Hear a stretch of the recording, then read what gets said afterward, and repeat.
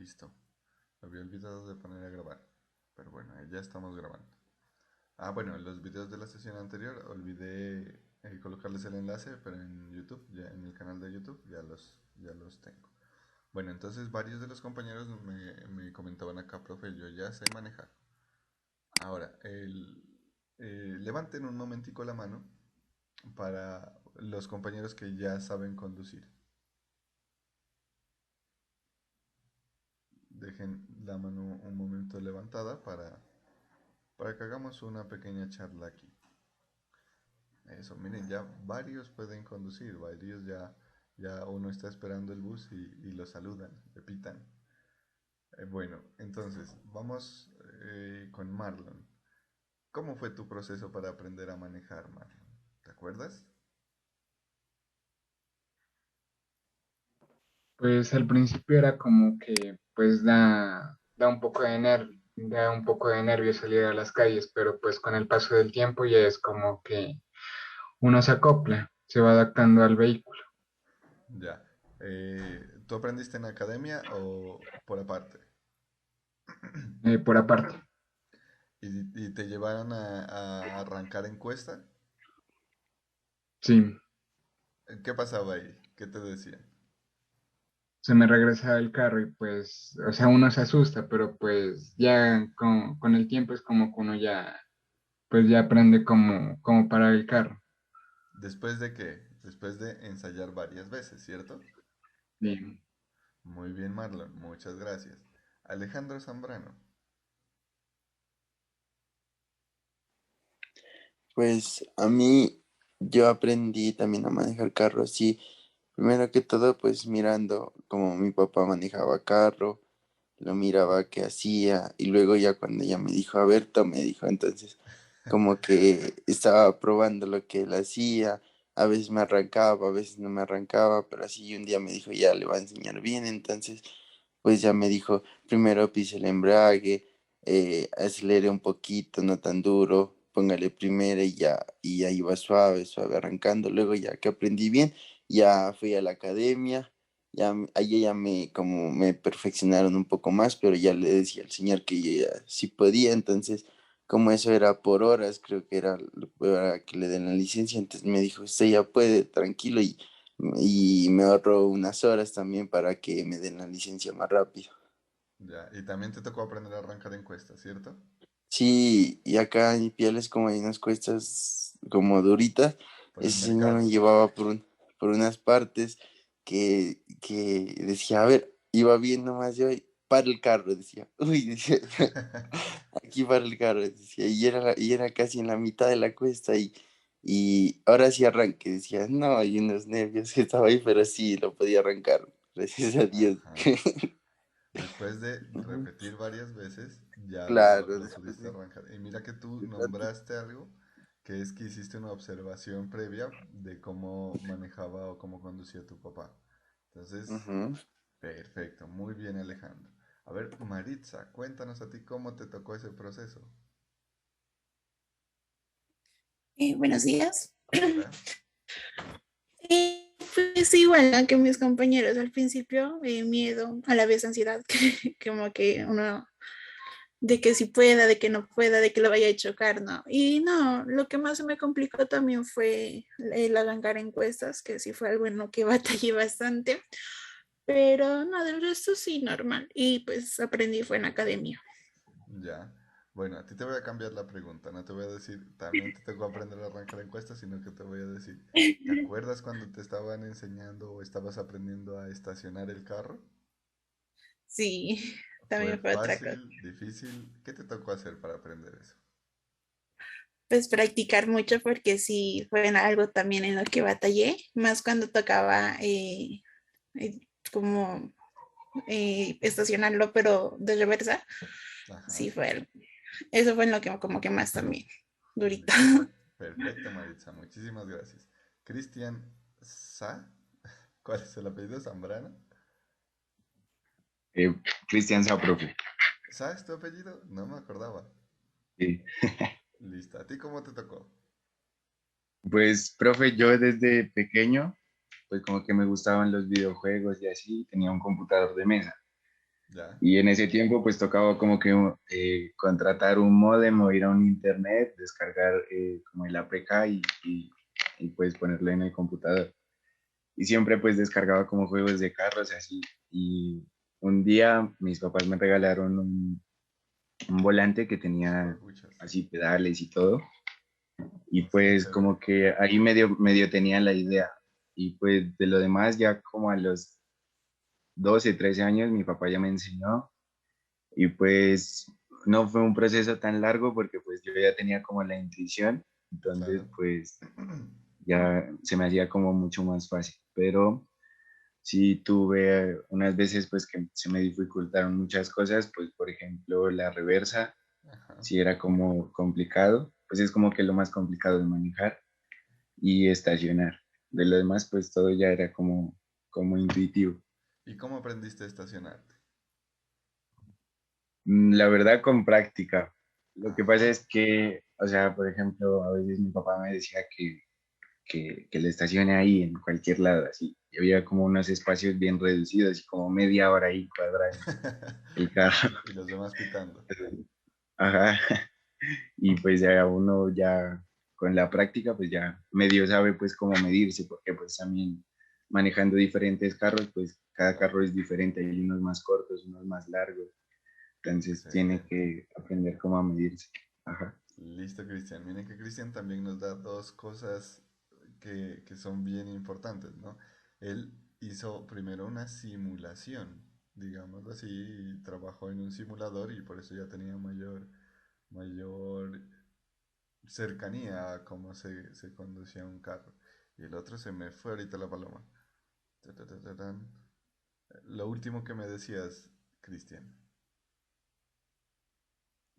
¿Qué, profe?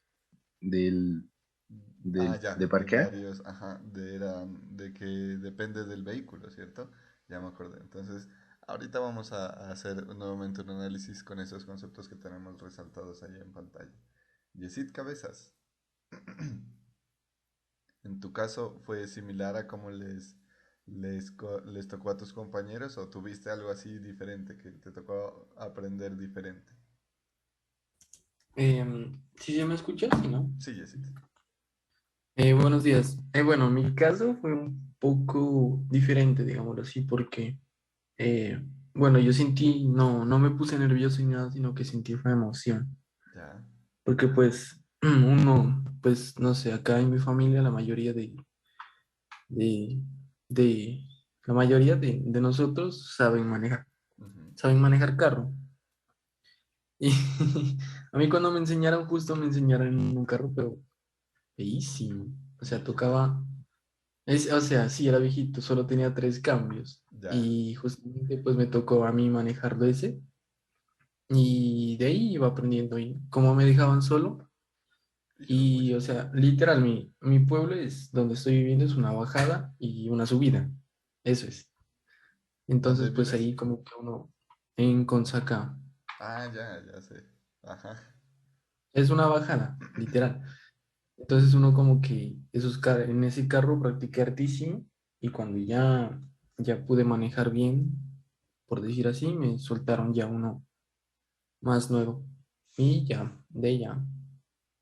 Pero pienso que ya. también tuviste que repetir y practicar, ¿cierto? Mm. Sí, Sí, pues lo normal, ¿no? claro, Como que para irse acostumbrando. claro que sí. Listo, Yesid, muchas gracias. Bueno, de Juan Pablo, Cristian y Jackson, ¿quién vivió algo diferente? O ustedes dicen, no, a mí me tocó similar, también me costó un poco aprender a parquear y me costó un poco aprender a arrancar en su vida. O de pronto ustedes digan, uy, no, a mí sí me dio pánico cuando ya tenía que entrar al centro de la ciudad o algo así.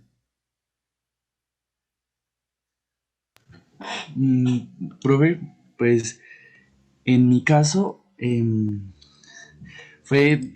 pues sí fue un poco diferente porque mi papá trabajaba todos los días, entonces mañana y tarde y en la noche nomás me enseñaba. Ya, Y llegaba muy estresado del trabajo y, te regañaba.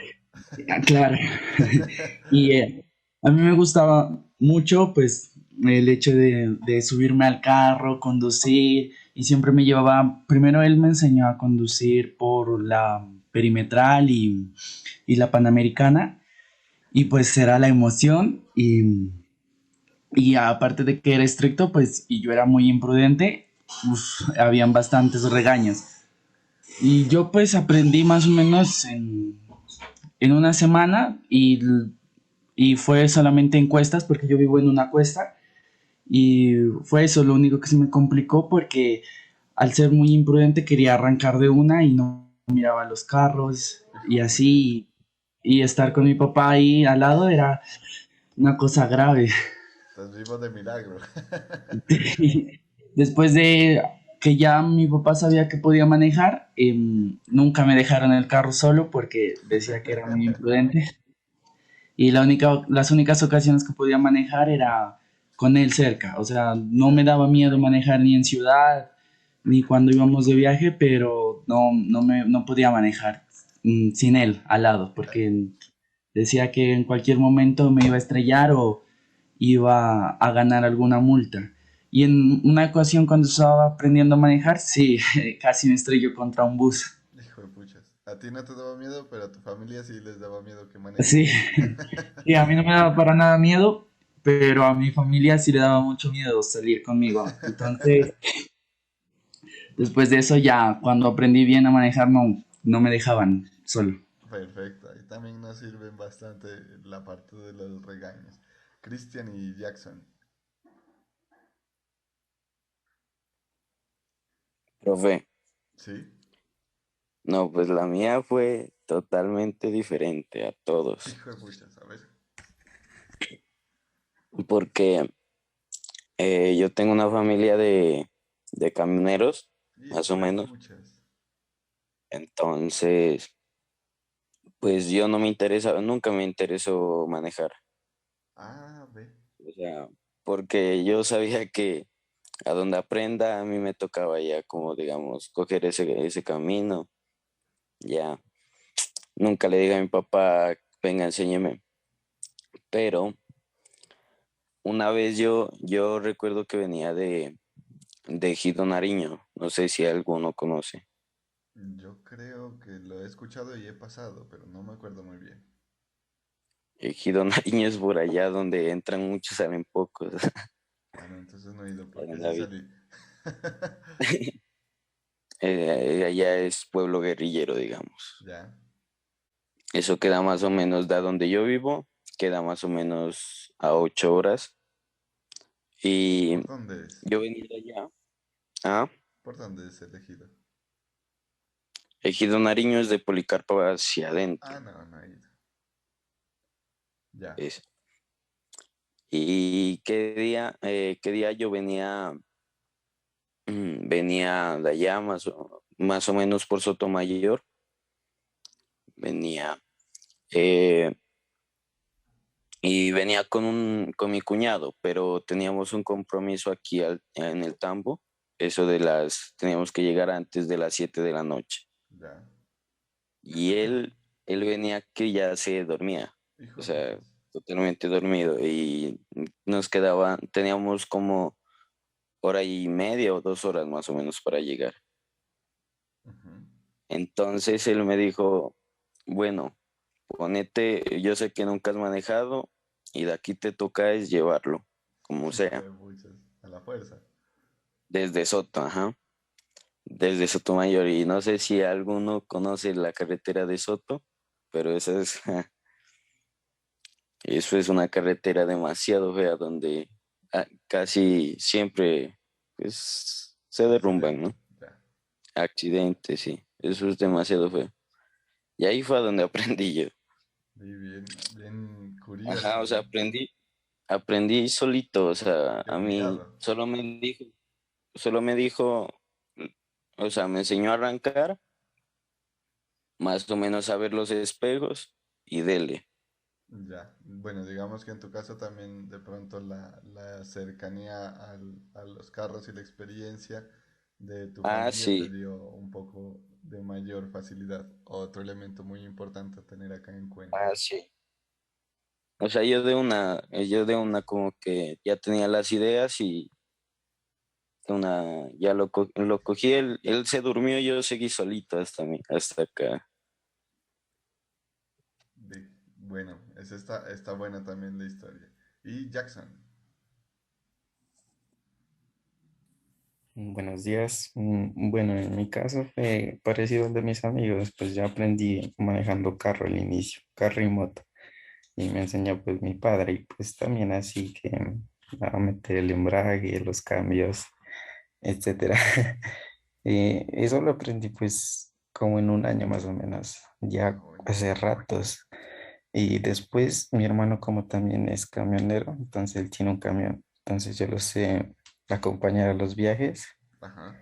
y pues él me enseñó a manejar eso también, porque pues a veces sabe tocar tiro largo, o sea, trasnochar. Entonces me decía que le ayude y así, etcétera. Entonces ahí se fue alargando la cosa porque pues el mecanismo pues, ya es diferente al de carro porque toca meter bajo, mono, etcétera. Claro. Y, y bueno, entonces ya aprendí y hace 2 años por una emergencia que pasó, tuve que viajar de noche en automóvil con mi familia. Hijo de Mi pucha. papá no podía manejar porque le dolía la pierna, no me acuerdo qué tenía.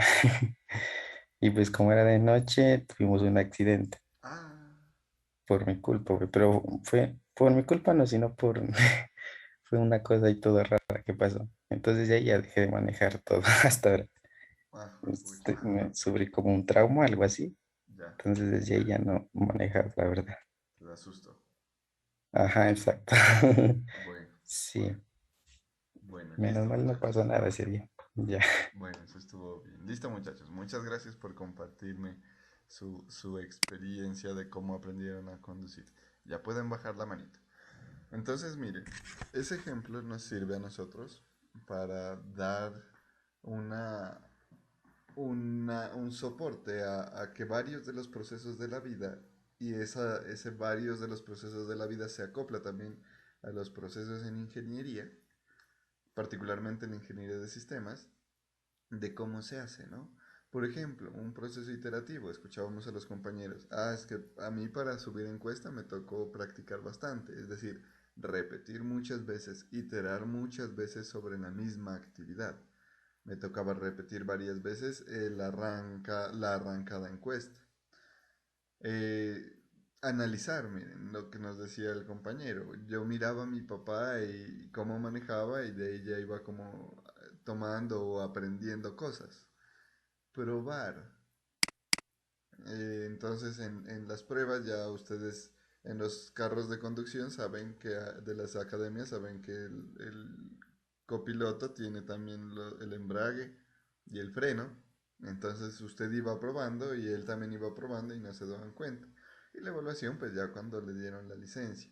Miren que hay diferentes situaciones, ¿no? Diferentes formas de cómo aprendieron sus compañeros.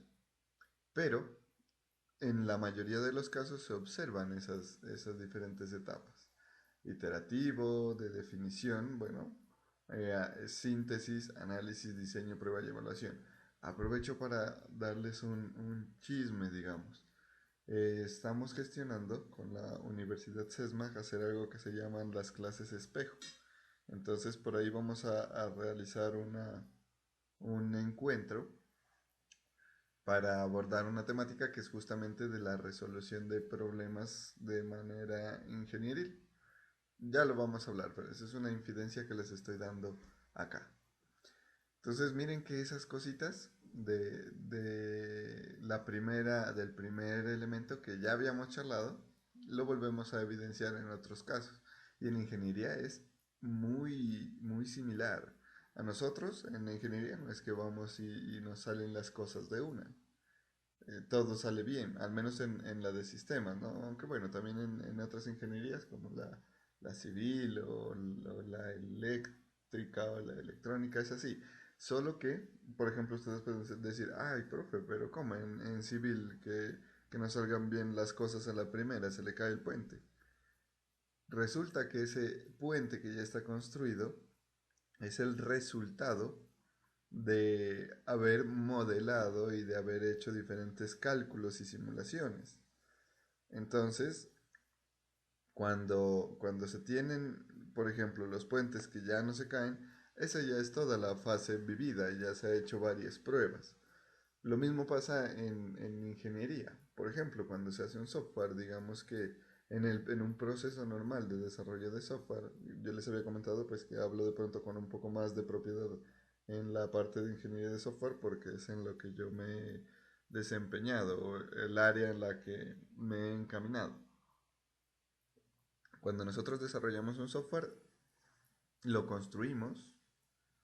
Una vez lo tengamos construido, lo probamos y esas pruebas también tienen una forma bien definida para realizarse, porque no es que lo acabamos y lo mandamos a que la gente lo use, no, sino que primero nosotros lo probamos, luego contextualizamos otras pruebas de manera que sean como si fueran el mundo real y luego ya que nos aseguramos de que esas pruebas salen bien y en esas pruebas se reconocen o se identifican errores o elementos que se deben mejorar. Entonces, al identificar esos elementos, nosotros los retomamos, los solucionamos y los volvemos a verificar, volvemos a probar eso mismo.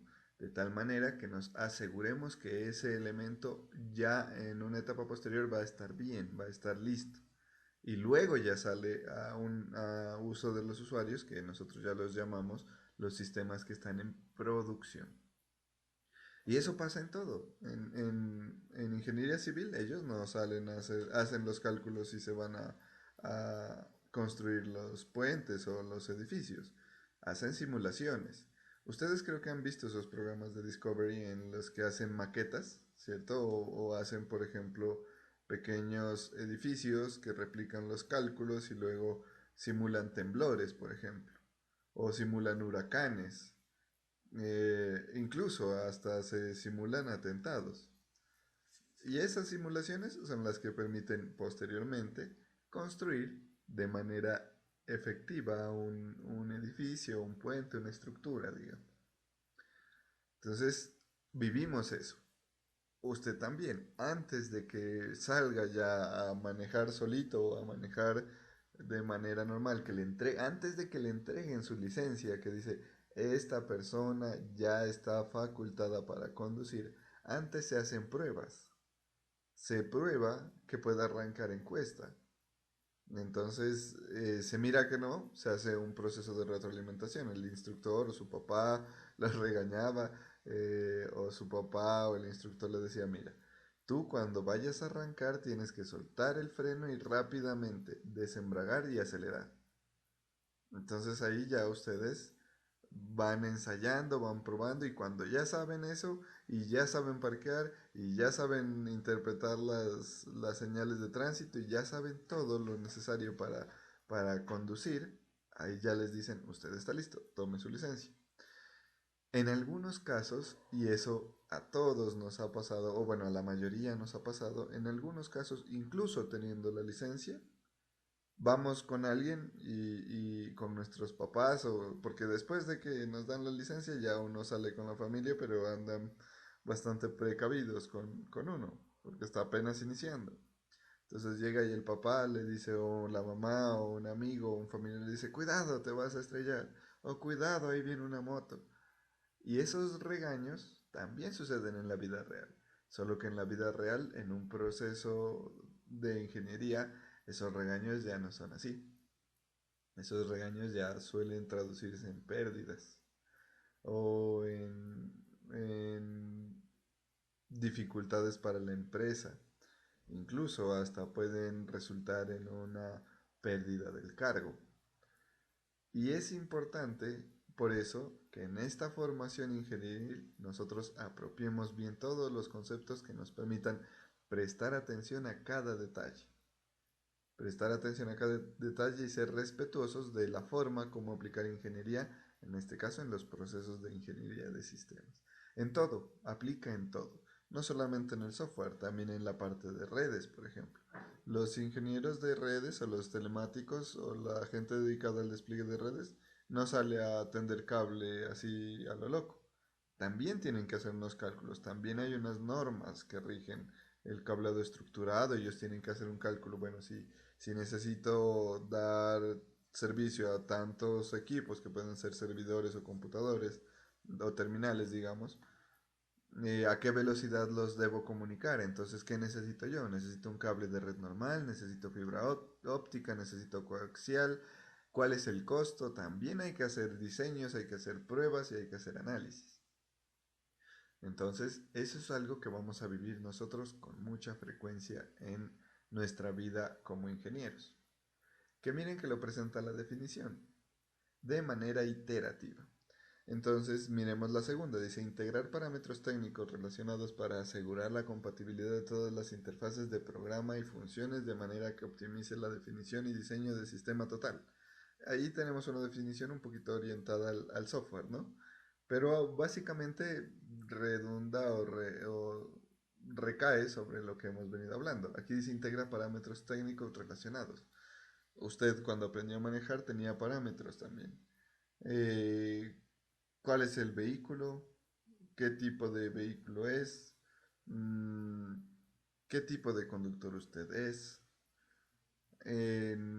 ¿Cómo estaba aprendiendo en la familia o en la academia?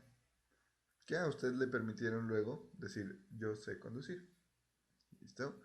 Y la tercera dice integrar factores de fiabilidad, mantenibilidad, seguridad, supervivencia humanos y otros en el esfuerzo de ingeniería total a fin de cumplir los objetivos de coste, planificación y rendimiento técnico. Coste, planificación y rendimiento técnico, otros elementos importantes. Resulta que uno aprende a manejar y ya inicia a fijarse en cuánto combustible consume, ¿cierto? Entonces usted no se va en primera todo el camino. ¿Por qué? Porque una consume mucho combustible. Objetivos de coste. Rendimiento técnico. Inicia a sufrir el motor, se le inicia a recalentar. Planificación.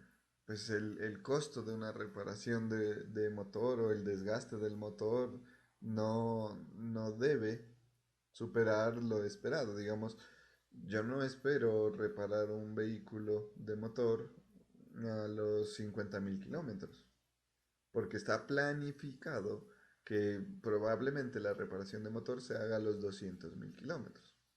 Y si yo lo ando siempre en primera, pues el motor va a sufrir, se me va a recalentar, se me va a desgastar más, la caja va a sufrir más.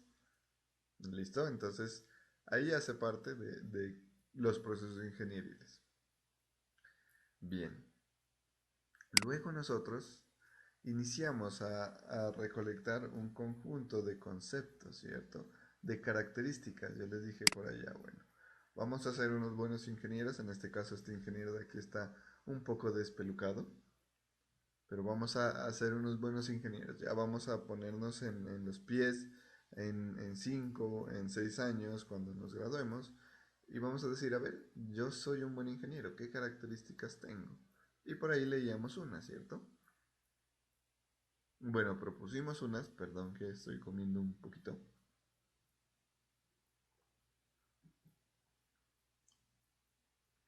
Propusimos unas, las agrupamos y luego agregamos algunas otras, porque estas son características que debe tener un ingeniero de sistemas, pues que se desempeñe de buena manera en el entorno. Entonces teníamos varios elementos. Por aquí tenemos algo que se denominan las competencias blandas y las competencias rígidas, creo que es. Y hay algunas pues que las vamos adquiriendo con la experiencia, otras vienen ya con nosotros. Decíamos, hay que ser creativo, pero yo cómo me doy cuenta de que soy creativo. Cuando tengo una dificultad y busco resolverla de alguna manera. Innovador, que esa forma en la que la resolví probablemente no sea la más convencional y sea quizás mejor que las formas convencionales. Proactivo, coherente, metódico, actualizado, curioso, autodidáctico. Aquí miren, por ejemplo, en la parte de autodidáctico tuvimos un compañero que tuvo que ser autodidáctico para poder trasladarse desde Sotomayor hasta, hasta el Tambo, ¿no? Le dieron un inicio, pero el resto tuvo que ir aprendiéndolo solo. Investigativo. Eh, dinámico, lógico, crítico.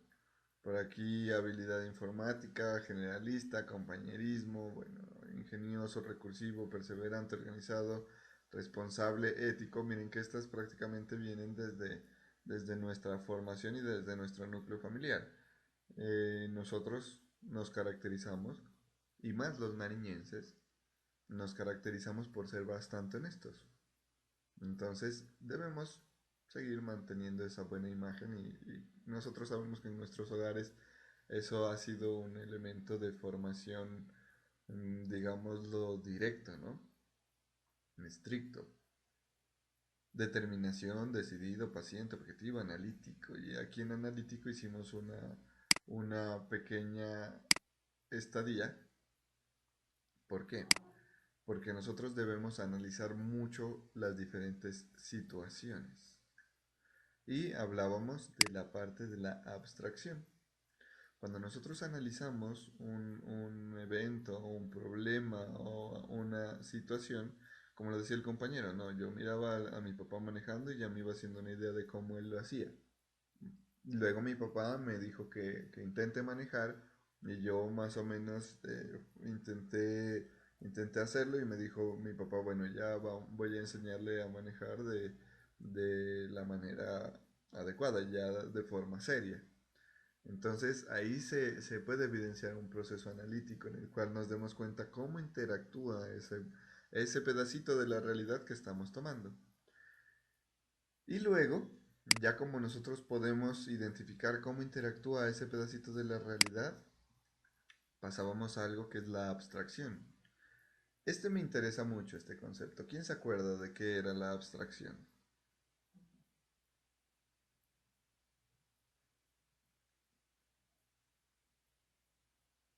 ¿Qué era abstraer? ¿O a qué les suenan? Si no se acuerdan, ¿a qué les suena la abstracción?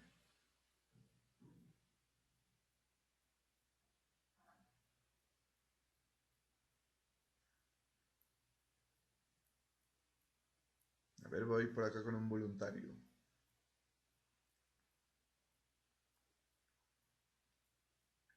Angie Trujillo.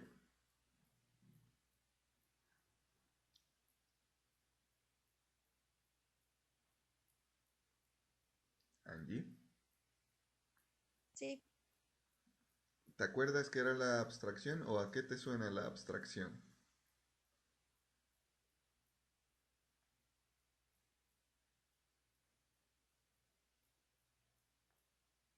Angie. Bueno, creo que sorprendí descuidada a Angie.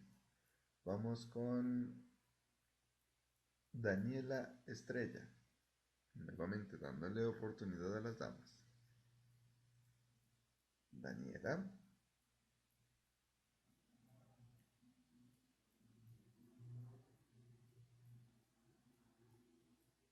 Bueno, creo que Daniela no nos escucha. Vamos con un caballero. Cristian Miño.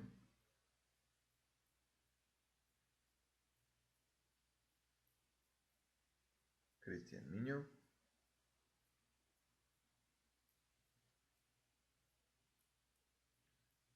¿Qué será? ¿Están un poco desatentos o será que no me escuchan? Esteban Figueroa. Sí, Sí, profe. profe. Ah, bueno, ya me respondieron. Cristian, vamos con Cristian. Cristian, ¿Me escucha? sí, ahí ya te escucho. Cristian, ¿tú te acuerdas qué era eso de la abstracción o a qué te suena eso de la abstracción?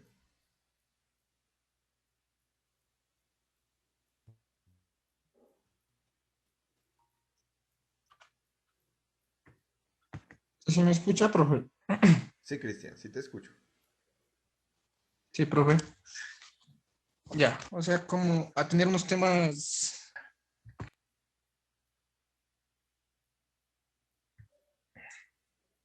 Sí.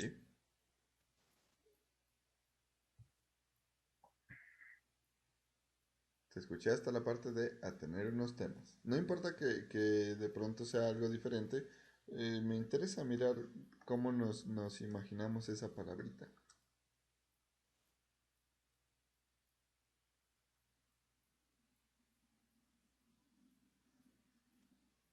Bueno, no sé si Cristian tiene un poquito de dificultades con la parte de la red. Esteban Figueroa, ¿tú quieres participar? Sí, profe. Listo, cuéntame, ¿tú qué te acuerdas o qué te imaginas que es esa parte de la abstracción?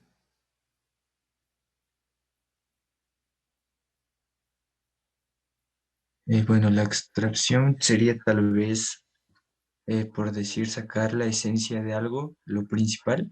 Ajá, muy bien.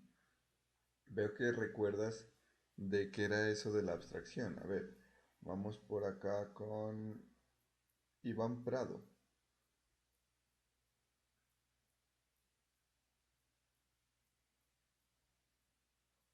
Iván, ¿me escuchas?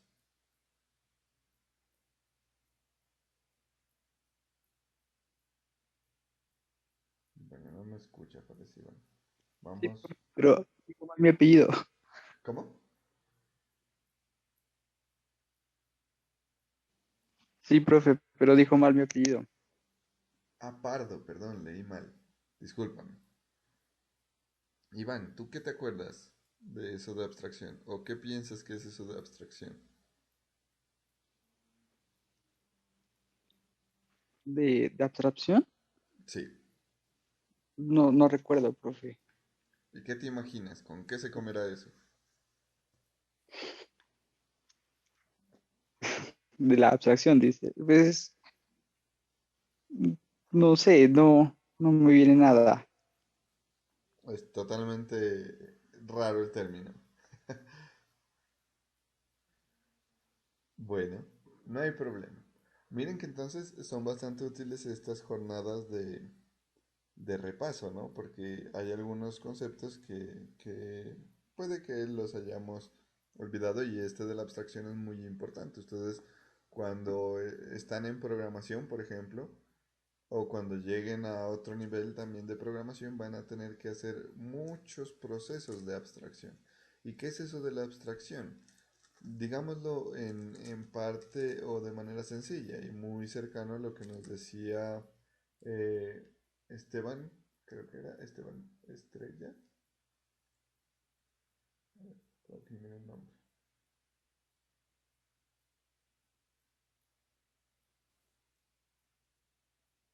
Esteban Figueroa, creo que era quien nos decía, es sacar la esencia, ¿no? Lo esencial. Para nosotros un proceso de abstracción, mirándolo así de manera rápida en palabras sencillas, es sacar de la realidad las cosas que nos interesan y representarlas según nuestro lenguaje. Entonces nosotros cuando vamos a hablar de nuestro lenguaje, ya vamos a pensar eh, en algo ingenieril. Posteriormente ustedes ya van a iniciar a conocer cosas de nuestro lenguaje ingenieril. Entonces, cuando ya miramos la realidad, el proceso de abstracción es ese, identificar los elementos que nos interesan y que son esenciales para esa realidad que estamos abordando. Para decir, bueno, yo necesito resolver que el precio del arroz es muy alto en mi casa, entonces necesito resolver ese problema. En ese caso nosotros debemos observar una realidad, identificar para el proceso de abstracción, ¿no? Observar una realidad e identificar los elementos que nos interesan, no los importantes de esa realidad, porque puede que difieran, ¿no? Sino los que interesan a nuestra situación y representarlos en nuestros lenguajes, ¿no? Por ejemplo, eh, supongamos que tenemos, bueno, no sé si aquí en el curso hayan algunos compañeros que tengan algunas limitaciones auditivas. Entonces, para las personas que tienen algunas características diferentes en la parte auditiva, todos conocemos que existen el lenguaje de señas. ¿Qué sucede? Imaginémonos que nosotros vamos a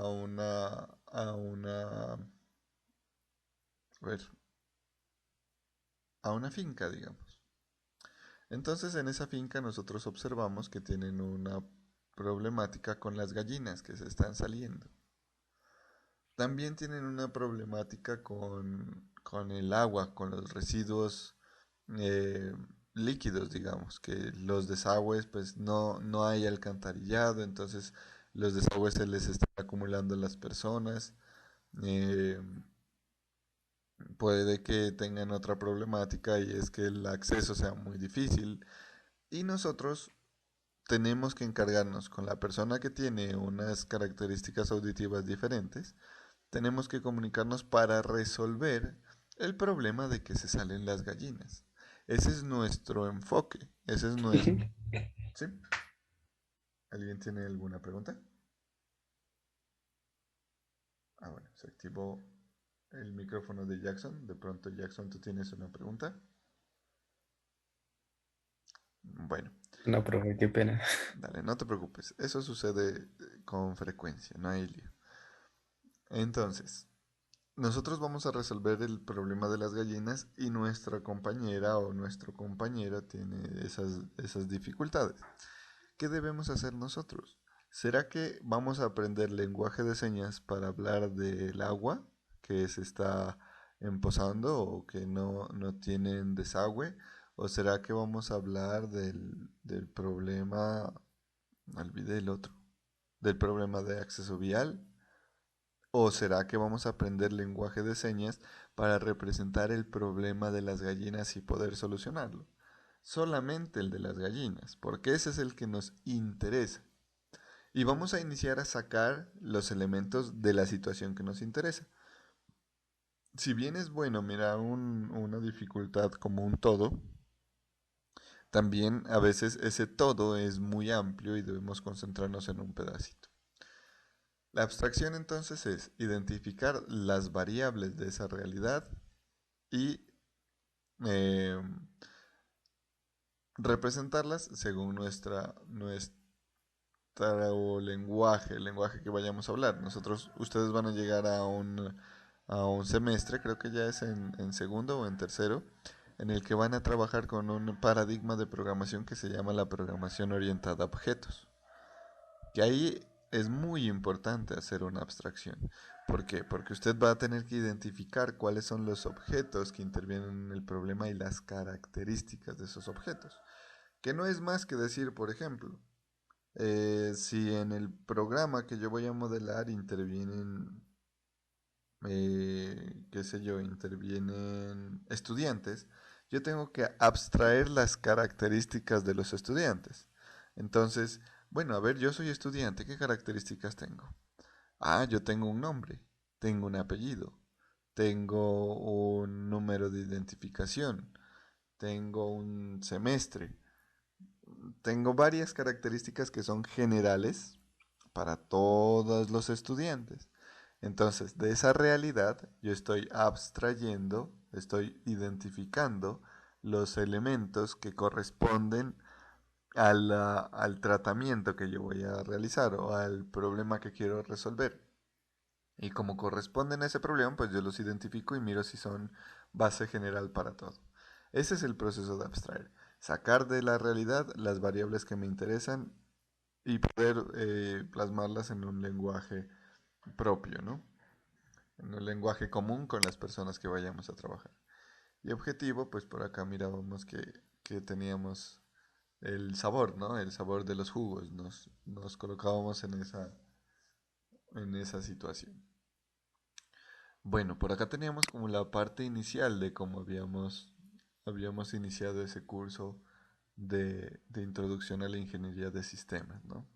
Habíamos iniciado con estos elementos a hacer un repaso y a definir cuáles eran los componentes o lo que nos caracteriza a nosotros como ingenieros de sistemas. Posterior a ello, ya en la semana 2. Esto lo trabajamos en la primera semana. Hoy vamos a hacer el recuento hasta la semana 2 y... uy, se me fue la sesión.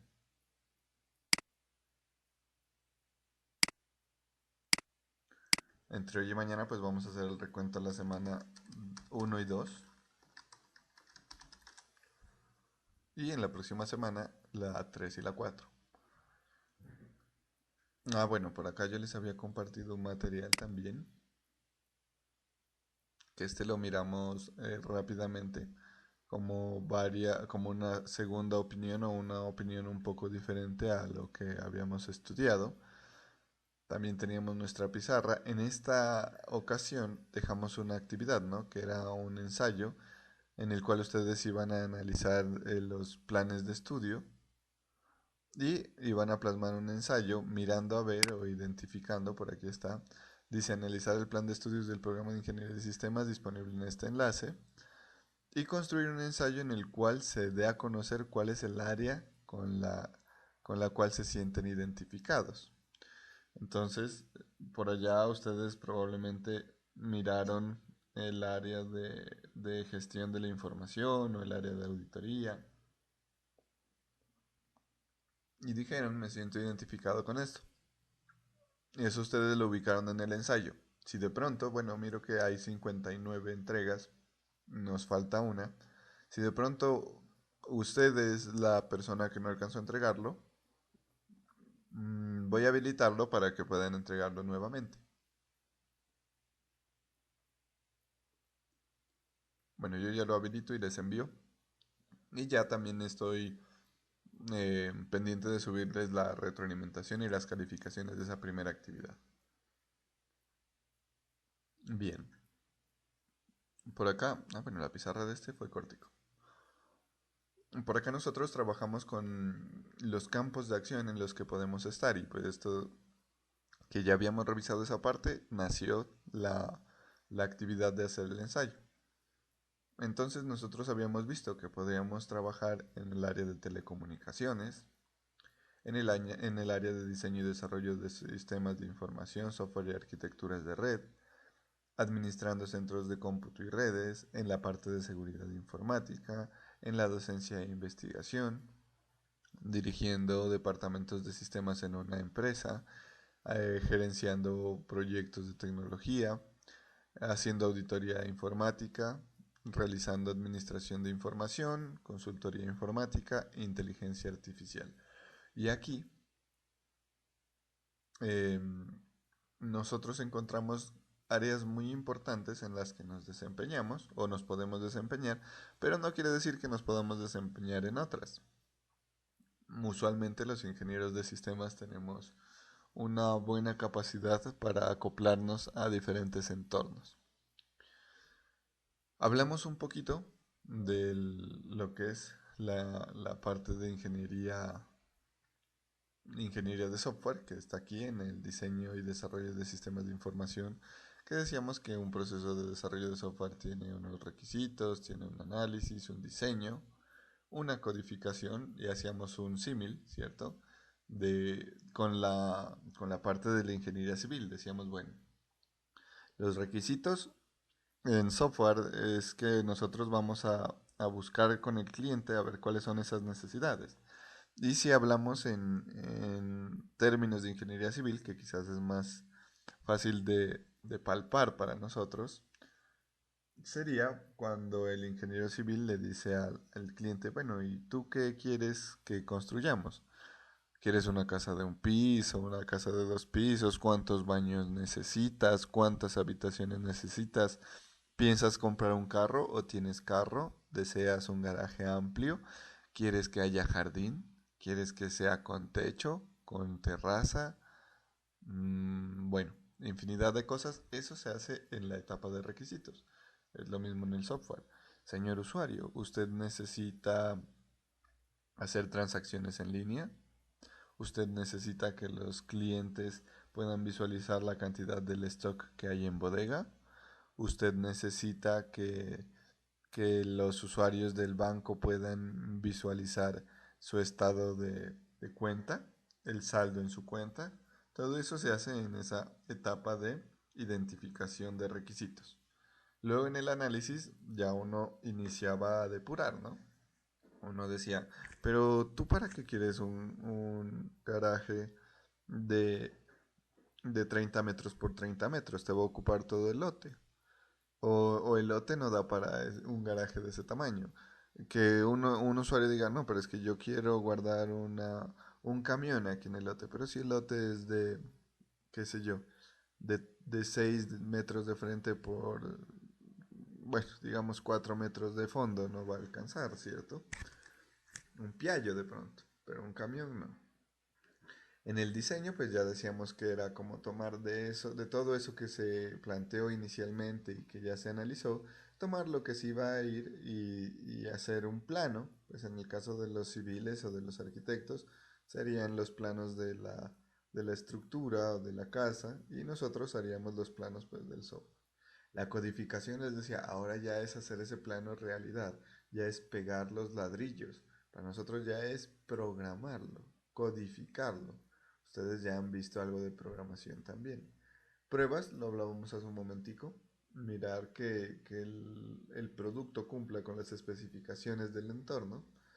Despliegue, ponerlo en marcha y mantenimiento, pues es estarlo adecuando. En el caso de la ingeniería civil, pues ya el despliegue es hacer la entrega de la casa y el mantenimiento es pintarlo cada cierto tiempo, barrer la casa, trapearla, limpiar los baños, bueno, todo lo que implica el mantenimiento de una casita. Y por acá pues habíamos visto la parte de los otros contextos en los que nosotros nos podemos desempeñar, ¿no? Habíamos visto que podríamos liderar una organización, hacer gestión de proyectos. Por acá está motico, que parece que fuera una motico, no recuerdo para qué la dibujamos. Pero en esencia hacíamos un contexto, ¿no? Entonces, por ejemplo, el área de telecomunicaciones, nosotros trabajamos con diferentes intercambios de información, ¿no? Con las tecnologías que nos permiten intercambiar información. Hay ingenieros de sistemas que, por ejemplo, se dedican a la parte de telefonía celular o a la parte de interconexiones por fibra óptica, que eso es un campo bastante amplio. Bueno, lo de diseño de software ya lo hablamos, administración de centros de cómputo y redes. A veces esas tareas parece que fueran sencillas. El administrador parece que solamente estuviera ahí pendiente de los computadores, pero tiene unas implicaciones mayores. Por ejemplo, velar porque la tecnología con la que cuenta la organización sea la necesaria para lograr su objetivo y que no se vaya a sobrecostear o tampoco que vaya a ser o mejor dicho, insuficiente. Supongamos, en una universidad se necesitan unas aulas de informática. Entonces, el administrador de los centros de cómputo tiene que analizar qué tipo de equipos se deben adquirir, cuánto deben durar, qué propósito van a tener. No es lo mismo comprar unos computadores para un laboratorio de ingeniería de sistemas en el caso de la programación, a comprar unos computadores para los laboratorios de mecanografía, supongamos. O comprar unos computadores para los laboratorios de diseño gráfico. Entonces son cosas muy importantes que se deben tener en cuenta. Y pues también la parte de las redes, cómo yo interconecto todo. ¿Cómo puedo garantizar que todos los computadores de la universidad, por ejemplo, tengan un acceso a Internet adecuado? Que no vaya a quedarse uno con Internet más lento o que no vaya a haber cobertura de Wi-Fi en algún punto. Eso entre las operaciones básicas, ¿no? Porque hay operaciones mucho más complejas que pueden ser de gestión de recursos. En la parte de seguridad informática, pues como les decía hace un rato, ¿no? Ese está como el boom ahorita, está en auge la seguridad informática.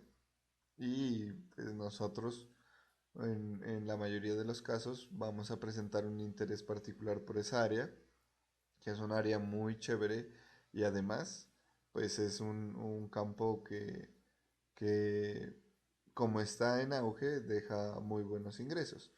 Aunque, bueno, lo de los ingresos es un punto discutible. A veces pues yo creo que estamos en caso, ¿cierto? Ustedes son muchachos muy pilos que están en la carrera de ingeniería de sistemas, no porque hayan dicho, no, es que los ingenieros de sistemas ganan harto, entonces yo voy a estudiar esto porque ganan harto. La mayoría de ustedes, o todos ustedes, están aquí porque les gusta la ingeniería de sistemas, porque les apasiona conocer de este mundo. Entonces es un gusto que como uno disfruta tanto y quiere aprender tanto de eso que le gusta, luego al entrar en un entorno laboral es muy bueno desarrollando esas actividades. Entonces, ese ser bueno también implica que el trabajo que uno hace es de calidad y va a traducirse esa buena calidad en buenos ingresos. Y eso sucede en toda profesión. ¿Cuántos médicos ya se han graduado y no han logrado ubicarse? Y la medicina pues también es una de las carreras que es más buscada, ¿no? De los profesionales con mejores ingresos. Pero hay muchos médicos que ustedes encuentran y hicieron el año rural y ya no han podido continuar con su desarrollo profesional. ¿Cuántos abogados también hay en la misma situación? Arquitectos, ingenieros civiles, de todas las profesiones ustedes van a encontrar en esa situación. En algunos casos puede que sea por desjuicio, porque bueno, no tienen de pronto la motivación, ¿no? No disfrutan lo que se hace y en otros sí puede que sea por dificultad en la presentación o en la consecución de oportunidades. Pero tengan por seguro muchachos que si ustedes disfrutan lo que hacen, les gusta lo que hacen, van a llegar y lo van a hacer muy bien. Y ese muy bien se va a traducir en calidad en su trabajo y en calidad en sus ingresos. Y los estudiantes de ingeniería y de sistemas, pues que es de lo que mejor conozco, de la Universidad de Nariño y bueno, particularmente de Nariño, de la región, de todas las universidades de la región, son fruta fresca para las empresas desarrolladoras de software.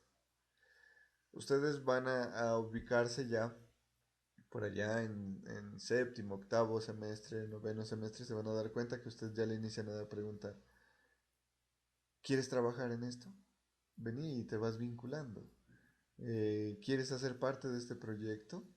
Ya van a iniciar a recibir invitaciones para trabajar incluso antes de graduarse. Y es porque hay, por ejemplo, empresas de Cali que vienen a buscar aquí. Vienen a buscar a los estudiantes que ya están próximos a graduarse para que puedan insertarse o vincularse ya al mundo laboral. Es decir, antes de que se gradúen ya los tienen asegurados en las empresas y es por la calidad de los profesionales que tenemos en la región. Bueno, ahí me fui un poco del tema, ¿no? Bueno, docencia e investigación es un campo muy bonito, muy grande, pero muy confortante. Yo me acuerdo cuando estaba en primer semestre de ingeniería de sistemas que decía, ojalá algún día tenga la oportunidad de trabajar como docente en la universidad. Quería retribuirle a mi universidad lo que me estaba dando. Y miren que también, como uno lo hace con gusto, pues es algo muy chévere y que sí se siente uno recompensado. Lo mismo, hay que hacer las cosas que a uno le gustan para lograr esa satisfacción personal. Luego ustedes, pues si se encaminan en la parte de la docencia y la investigación, ya van a pensar, bueno, yo quiero estudiar una maestría o quiero estudiar un doctorado, quiero mejorar mi conocimiento, quiero viajar a compartir el conocimiento que ya he producido. Gran cantidad de oportunidades en la docencia y la investigación. Aparte que uno no se desliga del contexto empresarial, digamos, de la industria, de cualquiera de las áreas de la ingeniería que uno haya escogido como su nicho. Direcciones de departamentos de sistemas, pues ser gerente es o gerenciar áreas es una de nuestras buenas características por esa capacidad de interacción que desarrollamos en el transcurso de nuestra carrera. Auditorías. No es sencillo hacer auditorías. El auditor no solamente es el que va a mirar todo.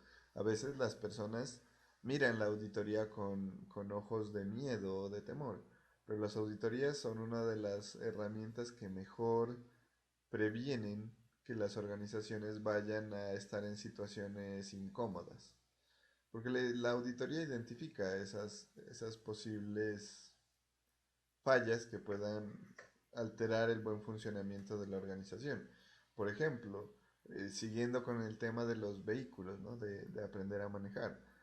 A los compañeros les han dicho, vea, usted tiene que revisar frecuentemente el nivel de aceite. Usted tiene que revisar frecuentemente el nivel de líquido de refrigeración. ¿Por qué? Porque si no revisa el aceite y no hace el cambio de aceite periódicamente, va a llegar un punto en que el motor le va a iniciar a fallar, le va a prender los testigos del aceite. Si no cambia el agua, si no complementa el líquido de refrigeración, se le va a iniciar a recalentar. Esas son situaciones incómodas de un conductor, digamos. Ese proceso de verificación puede ser visto como un proceso de auditoría. A veces las auditorías pues son internas y otras veces son externas. Y el auditor no solamente dice esto está mal, no, tiene que tener bases para decir por qué está mal y cómo corregirlo. Bueno, administración de información, consultoría informática e inteligencia artificial. Lo de inteligencia artificial también está tomando un auge y una relevancia bastante importante, porque en la mayor parte de los procesos ya es factible de vincular elementos de inteligencia artificial. Yo creo que ustedes han visto, ¿no? Que algunos celulares tienen, o cámaras también, y más con este boom de los youtubers y los influencers, se ha visto que ellos dicen o hacen reviews, ¿no? De cámaras o de celulares con buenas cámaras y dicen, ah, no, este dispositivo tiene una estabilización mecánica del lente, o este dispositivo tiene una inteligencia artificial que estabiliza la imagen. Miren que ya incluso en esos procesos, ¿y qué es la inteligencia artificial que estabiliza la imagen?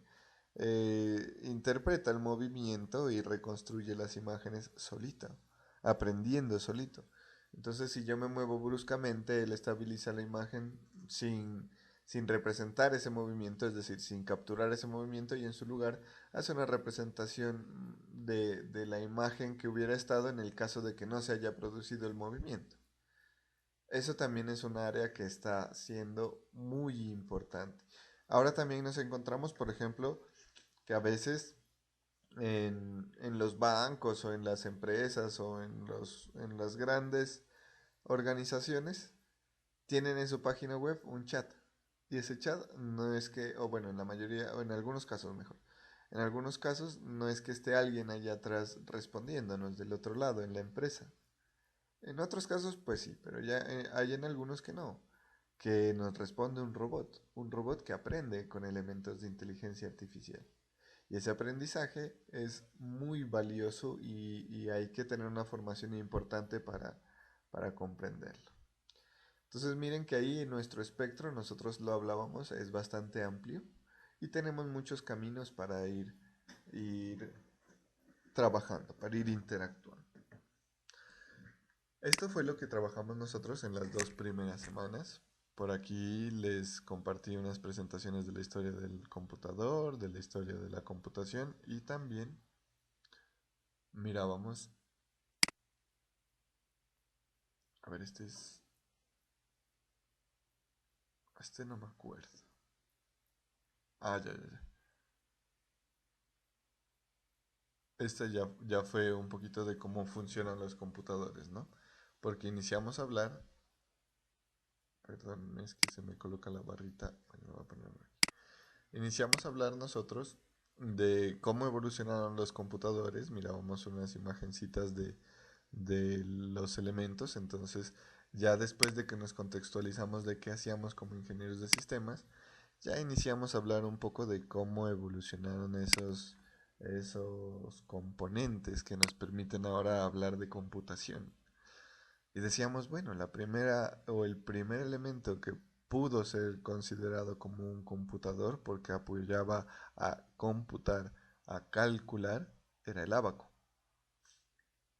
Luego mirábamos otras maquinitas como la pascalina, la máquina diferencial. Bueno, mirábamos también que la industria de los telares fue muy importante y la industria de la guerra, ¿no?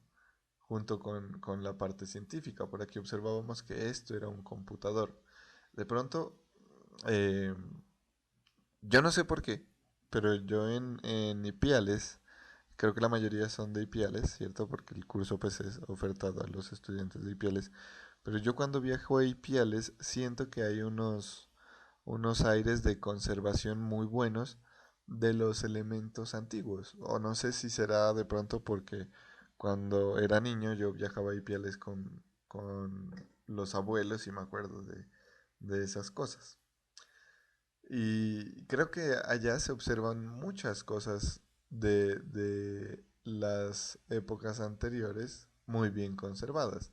De pronto por ahí ustedes puede que encuentren radios de tubos de vacío o televisores de tubos de vacío. Los abuelos de ustedes puede que tengan esos electrodomésticos. Y acuérdense que funcionaban de esa manera. Y aquí también hablamos de un concepto o de algo que se llamaban los bug. ¿Se acuerdan que charlamos un poquito de eso? ¿Alguien se acuerda? ¿Ya están cansados? ¿No? ¿No están cansados? Bueno, por aquí hablábamos algo que eran los bug. Eh, bueno, creo que esa parte la comprendimos porque era un bichito, ¿cierto? Un bichito que se metía en los tubos de vacío y hacía corto y ahora en desarrollo de software se reconoce bug como un error. Mirábamos cómo fue ese avance tecnológico, cómo estaban compuestos los bulbos de vacío, las tarjetas perforadas con las cuales programábamos, las calculadoras mecánicas, los núcleos de ferrita, que esto era una memoria, ¿cierto? Los núcleos de ferrita son una memoria, eh, computadores, transistores, que esta fue un auge no solamente para la computación, sino para todos los electrodomésticos, porque ya en un pequeño elemento estaba condensada una gran cantidad de circuitos, lo cual permitía ahorrar energía y también espacio y algunas herramientas para almacenar, entonces cintas magnéticas, discos duros, circuitos integrados un poco más complejos, por acá los microprocesadores, las memorias RAM, así eran antes, ahora yo creo que ustedes observan unas que son mucho más sencillas. Cómo nos comunicábamos antes, con el teléfono, la línea telefónica, la parte de cómo está compuesta una tarjeta madre de un computador, como eran antes, pues ahora son muchísimo más sencillas por la misma evolución. Y cómo eran los computadores mainframe, la supercomputadora, Altair. Y también hubo algo muy importante, no recuerdo si se los mencioné, que junto con esta evolución de los computadores también fueron evolucionando las consolas de videojuegos, ¿no? Uno de los precursores fue el Atari. No sé si ustedes hayan tenido la oportunidad de jugar en un Atari o de conocer el Atari. Microprocesadores, el computador, bueno, aquí ya hablábamos del computador, unas fotos pixeladitas, un poco porque son viejitas, los portátiles, las Palm, los dispositivos de entrada, esto lo trabajamos rápidamente, el microprocesador, nuevamente la memoria RAM, un microprocesador AMD. Y también hablamos sobre la historia de los computadores. Entonces esto lo tuvimos por acá. Mirábamos los actores importantes o nuevamente otras foticos. En estos elementos a mí me gusta mucho poner imágenes porque uno no habla de un imaginario, sino que puede mirarlos. Miramos la importancia que tienen las damas en el desarrollo de software o en la programación. Miramos algunos personajes que tuvieron relevancia, que provienen pues incluso de la parte de la guerra. El Alan Turing, el señor Alan Turing, que es uno de nuestros principales exponentes de la computación. Creó la máquina de Turing. Ustedes por allá van a recordar el término en una materia que se llama compiladores. Nuevamente, fotografías. Aquí hablamos, miren, del concepto de bug. Eh, Maquinitas, las damas nuevamente, con los lenguajes de programación. Algunos lenguajes de programación de la época. Eh, por acá tenemos al señor Brian Kernighan y Dennis Ritchie, los creadores del lenguaje C. Los creadores del World Wide Web, del www, en algo que se llamaba el ARPANET. Y bueno, por acá tenemos la parte de la internet nuevamente. Algunas maquinitas que ya fueron revolucionando la parte tecnológica de las telecomunicaciones hasta llegar pues al día de hoy. Por acá en la pizarra teníamos cómo se organizaban y cómo evolucionaron esos elementos y cómo es que nosotros hacemos para trabajar en bits. Si lo que miramos son imágenes, textos de alto nivel, de lenguajes de alto nivel, y ya el computador trabaja con unos y ceros, con interrupciones de corriente que se traducen en unos y ceros, o bueno, con voltajes. Entonces mirábamos que teníamos, dependiendo de qué tan cercano al usuario era, iba a tener mayor o menor complejidad y mayor o menor longitud, ¿no? Mirábamos que, por ejemplo, a nivel de usuario o de alto nivel, habían, por ejemplo, lenguajes de programación que era Java, que es un lenguaje natural o muy próximo al lenguaje natural. También pues estaba como en el intermedio algo que se llama C, que ahí mirábamos a Dennis Ritchie, eh, que es uno de los creadores de C y C++ y bueno, muchas tecnologías más. Luego que ya pasábamos un poquito al nivel de máquina con algo que se llama assembler, que esto se traducía en interrupciones de computador o que utilizaba las interrupciones del procesador y explicábamos que ese x86 que nosotros mirábamos o miramos en los procesadores no solamente quiere decir que es de 32 o 64 bits, sino que es la cantidad de instrucciones con las que hace todo el procesador. El x86 indica que tiene 86 instrucciones para hacer todo.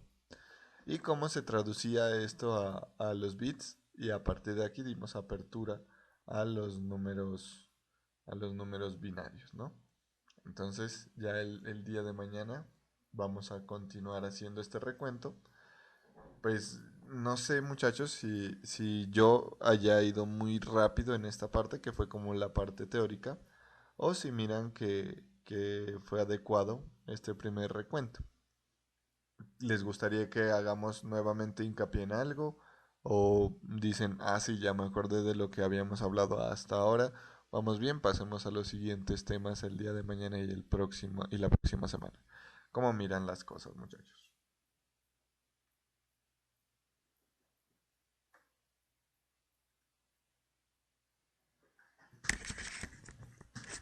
Sí, sí, miran. Seguir, profe. Listo, ya podríamos avanzar a las otras unidades, nos dice Iván Pardo.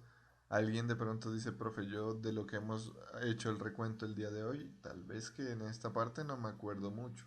¿Podríamos recapitular como para que lo tengamos más presente? ¿Alguien de pronto piensa que es necesario hacer énfasis nuevamente en alguna de las temáticas?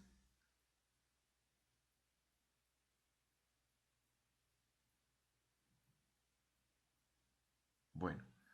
Al parecer no hay ninguna manifestación para que hagamos un hincapié sobre el recuento que hicimos hasta hoy. Pues abordamos la primera parte del curso, que era como esa unidad introductoria de contextualización de lo que es la ingeniería de sistemas y de los campos donde podemos interactuar, adicionándole pues las cosas de la historia, ¿no? Entonces, pues muchachos, por hoy dejemos hasta aquí. Ya nos encontramos el día de mañana para continuar con ese recuento de los sistemas de los sistemas numéricos. Entonces ahí ya iremos trabajando en ello. ¿Listo? Entonces, muchachos, que tengan una feliz mañana. Un abrazo y nos miramos mañana a la misma hora. ¿Listo? Chao.